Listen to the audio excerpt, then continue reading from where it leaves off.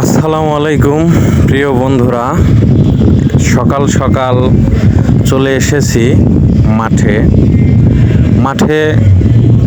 Tractor দিয়ে জমি চাষ হচ্ছে।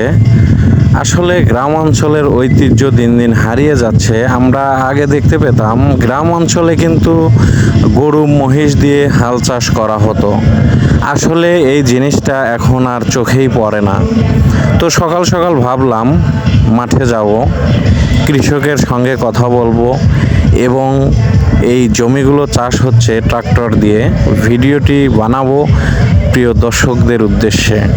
তো আজকে চলে এসেছি, আমি ঘুরে ঘুরে দেখছি এবং ভিডিও তৈরি করছি আপনাদের জন্য। আমি দেখতে পাচ্ছি একজন কৃষক ট্রাক্টর দিয়ে জমি চাষ করছে। তো ছুটে এসেছি আমি। গ্রামের দৃশ্য, গ্রামের প্রকৃতি অনেক মধুময়, অনেক সুন্দর। আমার ভালো লাগে গ্রাম অঞ্চলের ঐতিহ্য নিদর্শন ঘুরে ঘুরে দেখতে, আমার অনেক ভালো লাগে। তাই আমি গ্রাম অঞ্চলের ঐতিহ্য নিদর্শন নিয়ে কাজ করি। প্রিয় বন্ধুরা, আপনারা দেখতে পাচ্ছেন অনেক দক্ষতার সাথে সে ট্রাক্টর চালিত করছে এবং জমি চাষ করছে। অনেক সুন্দর দৃশ্যগুলো। বিশাল মাঠ। এখন বর্ষাকাল, বর্ষার পানি চলে গিয়েছে, আর এই মুহূর্তে কৃষকেরা ব্যস্ত হয়ে পড়েছে। তারা জমি চাষাবাদ করবে। এখানে ধানের চারা উৎপাদন হচ্ছে পাশে, ওখান থেকে নিয়ে এসে এখানে ধান লাগাবে তারা।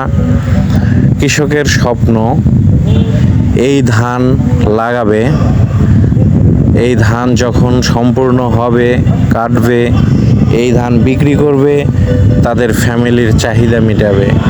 এটাই গ্রামের জীবন। গ্রামের মানুষ অনেক সহজ সরল, অনেক সুন্দর প্রকৃতির তারা। গ্রাম দেখতে কার না ভালো লাগে। আমরা যারা শহরে থাকি, আসলে গ্রামের মুক্ত আলো বাতাস আমরা পাই না।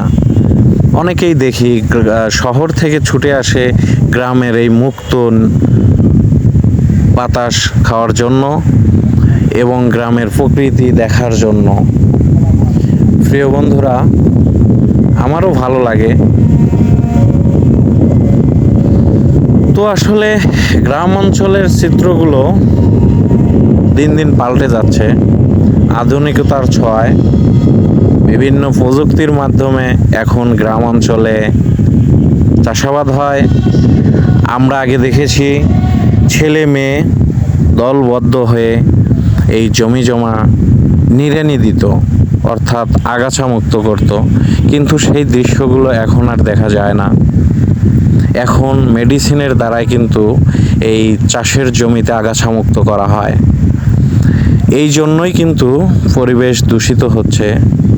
আমাদের কৃষকেরা পরিমাণ ছাড়া কিন্তু কীটনাশক ব্যবহার করে, যতটুকু প্রয়োজন তার চেয়ে বেশি ব্যবহার করে, যার ফলে আমাদের পরিবেশের উপরে